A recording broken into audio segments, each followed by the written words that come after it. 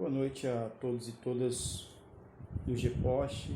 Eu estou tentando gravar esse vídeo que vai debater algumas questões relativas a uma obra clássica do marxismo, que é o Estado e a Revolução.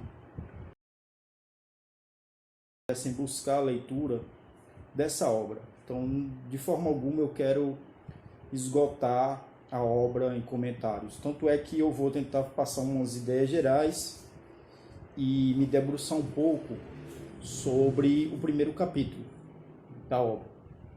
Bem, de antemão, preciso dizer que a obra é uma obra clássica do marxismo.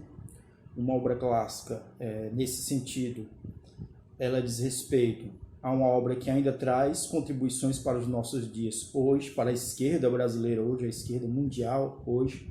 Porém, é uma obra que tem também seus limites pelo marco das discussões cronológicas ou históricas que estavam sendo feitas pelo Lenin no período em que ele escreveu, que foi exatamente entre agosto e setembro de 1917, com uma curiosidade bastante interessante, que o Lenin está escrevendo a obra, ele interrompe os escritos da obra para participar ativamente e liderar e dirigir o processo revolucionário de 1917 na Rússia. A obra foi publicada apenas em 1918. Né? Então teve seus escritos em agosto e setembro de 1917, mas a sua publicação é apenas em 1918. Bem, a obra, em termos de uma discussão teórica, ela sempre está conectada nas obras do Lenin, há uma conexão muito forte entre a teoria e a prática. Então a obra ela tem um caráter pedagógico e didático para a classe trabalhadora.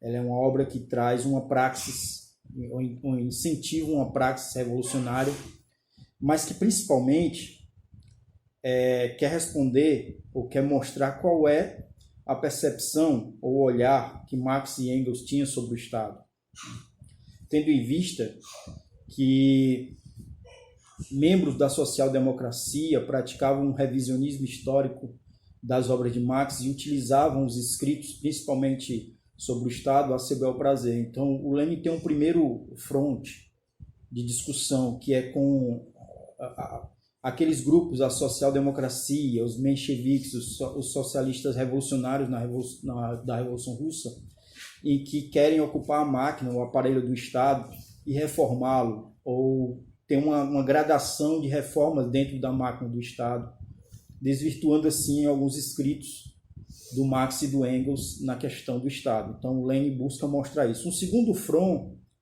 que é colocado também é com a discussão com o anarquismo em relação à abolição direta, na passagem de uma revolução, à abolição direta do Estado, certo? Então, eu queria dar ênfase a isso, que a obra tem um aspecto pedagógico, de tal forma que, para tentar elaborar e mostrar com mais rigor o que o Marx e o Engels estão colocando sobre a questão do Estado, o Lenin é muito repetitivo, ele faz muitas citações e ele chega a afirmar isso, que está fazendo essas citações para mostrar ali realmente o que é que o Marx e o Engels estão pensando sobre o Estado. Ele tem o mérito de sistematizar uma teoria marxista do Estado na obra.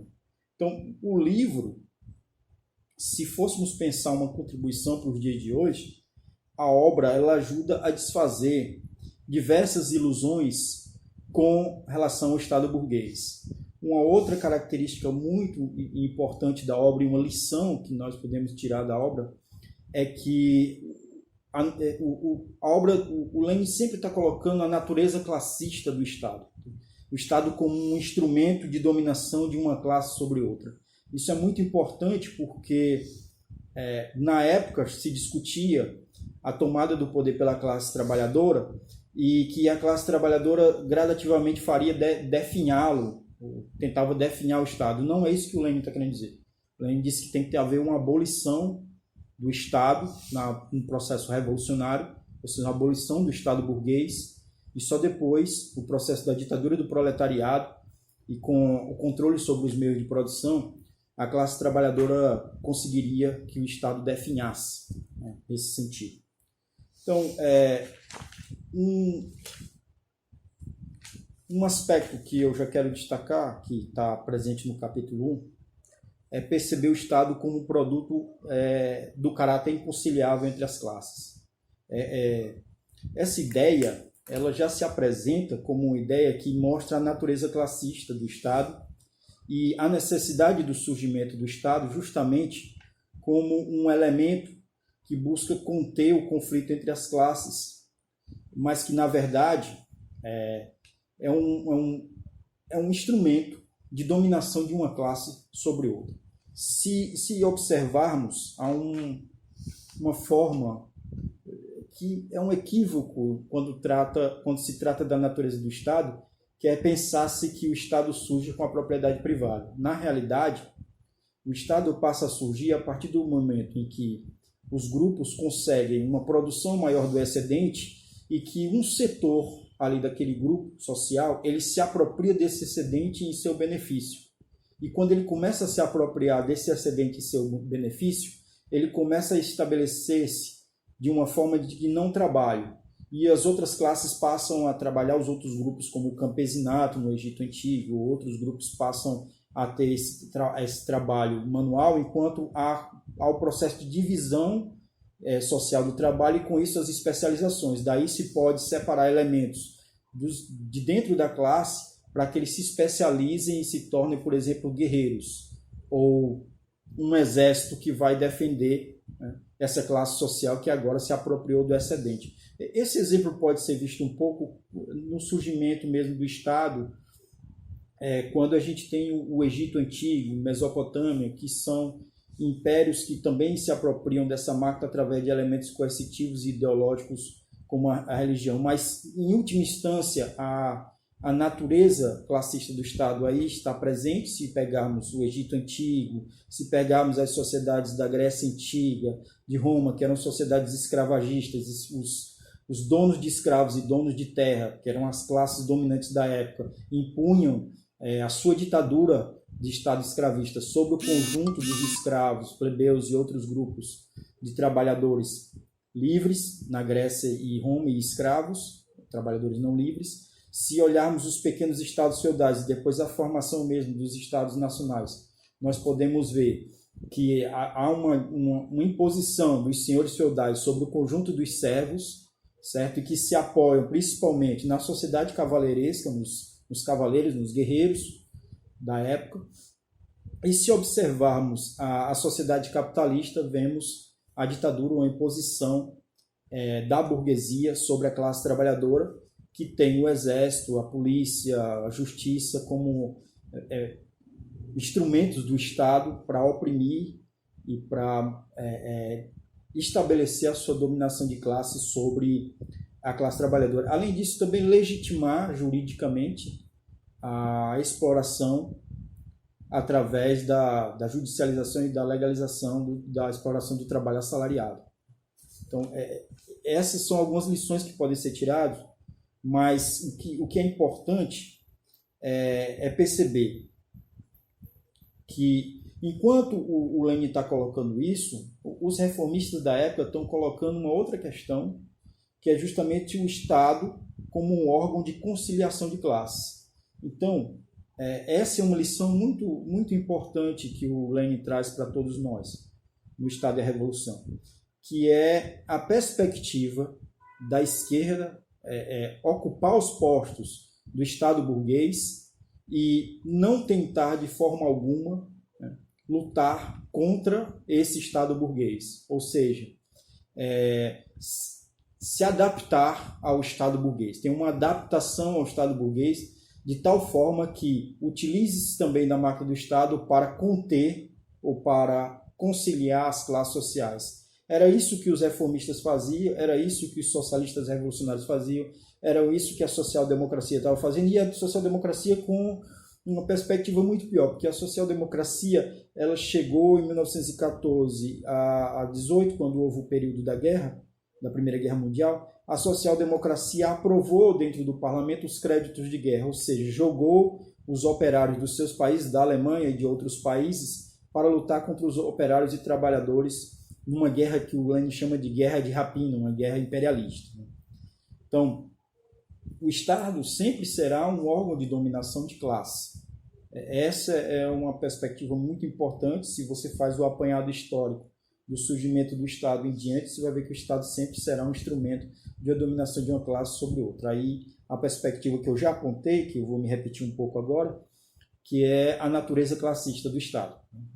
Então, não adianta os agrupamentos revolucionários pegarem a máquina, jogarem o jogo da burguesia, ocupando apenas os postos do Estado burguês, se não tiverem dentro de si, dentro da sua perspectiva revolucionária, a superação desse Estado burguês, principalmente pela tomada violenta do poder. O abandono da tomada violenta do poder, da ditadura do proletariado, o abandono da perspectiva revolucionária vai gestar, né, essa forma de adaptação dentro do Estado burguês, em que os partidos de esquerda eles passam a empreender reformas dentro do Estado, e não uma perspectiva de superação desse Estado. Um segundo ponto, que também guarda muita atualidade na obra que o Lenin coloca, é uma perspectiva que o marxismo aponta. Em última instância, o Estado se resume a um corpo de homens armados que tem o monopólio da violência, a legitimidade da violência. Ou seja, em última instância, digamos, falhou o judiciário, falhou o parlamento burguês, no sentido ideológico de contenção da classe trabalhadora em processo revolucionário, falharam os instrumentos ideológicos e, em última instância, o Estado tem o Exército, tem um instrumento armado legítimo para reprimir as manifestações e lutas do processo revolucionário ou dentro de um processo de tomada do poder. Essa perspectiva é importante porque também é criado todo um corpo jurídico e uma estrutura como presídios para que se prendam os opositores. Na época, Lenin, vários revolucionários eram presos e ficavam ali também dentro das prisões, e nós vemos esse caráter hoje de aumento exagerado das prisões, né, e de privatização dos presídios. Então, o Lenin talvez ajude a pensarmos um pouco como a classe dominante se utiliza da máquina do Estado de uma forma extremamente repressiva através do exército, da polícia, das prisões e desses órgãos para conter a rebeldia, a revolta da classe trabalhadora.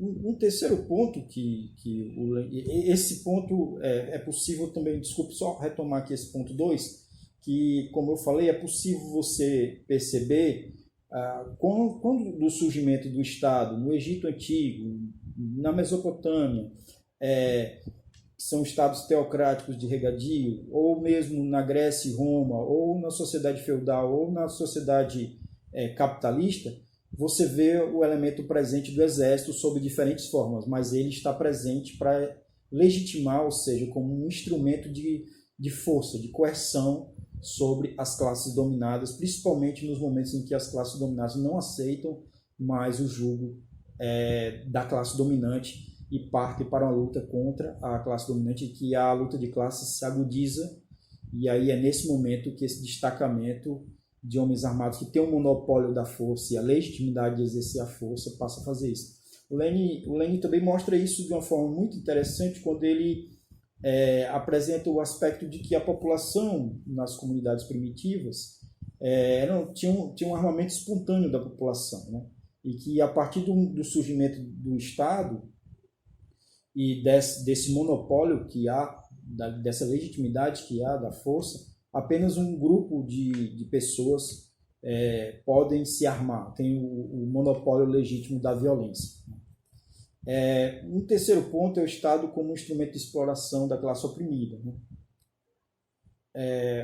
Aqui o Lenin vai mostrar principalmente uma questão que se torna muito importante, que é a questão do desaparecimento das classes sociais. Então, nem sempre o Estado existiu na história, isso é importante se dizer. Quando não se havia essa produção desse excedente, que não houve apropriação de uma classe ou de um grupo desse excedente, separando-se entre o trabalho manual e o trabalho intelectual, que também há uma separação nessa perspectiva, mas principalmente da apropriação desse excedente, colocando outras classes para exercer apenas a função de classes produtoras, quando não ocorre isso, que é justamente nas sociedades que alguns vão chamar de pré-históricas, que é um termo hoje em desuso, mas que são sociedades de comunidades primitivas, como eles chamam, em que a propriedade é coletiva e que a divisão é igualitária,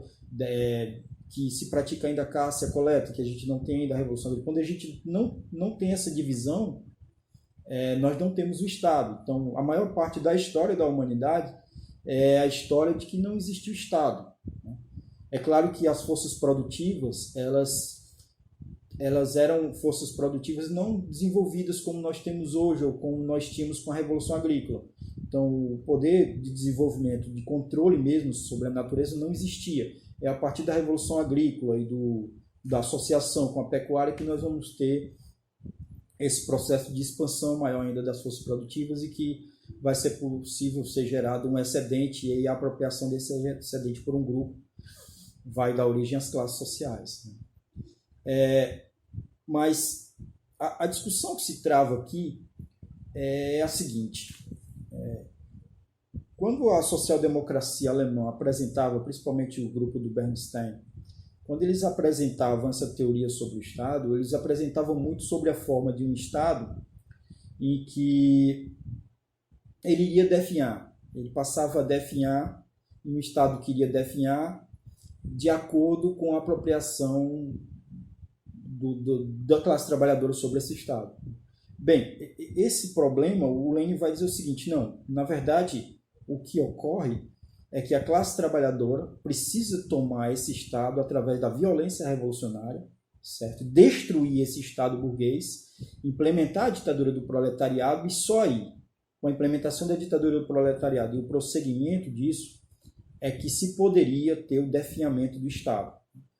Coisa que a social-democracia não apresentava nesses termos, dessa forma, que apresentava apenas como um momento gradual e que não destacava principalmente o papel da violência revolucionária.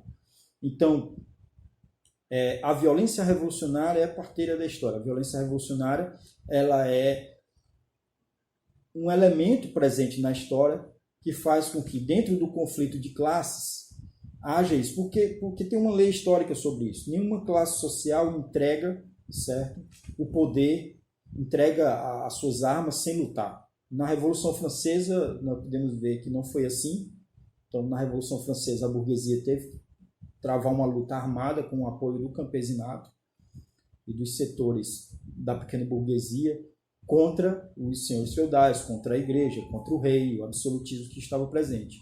Do mesmo jeito, a burguesia não entregará a máquina do Estado, os meios de produção, as suas riquezas, sem lutar. Então, daí a necessidade de perceber e de não ter nenhuma ilusão sobre isso, de que a tomada do poder só pode ser feita através da luta revolucionária, da violência revolucionária, nesse sentido. Então, é preciso que haja uma organização da classe trabalhadora e que ela tenha consciência da necessidade de lutar e da tomada do poder e da ditadura do proletariado.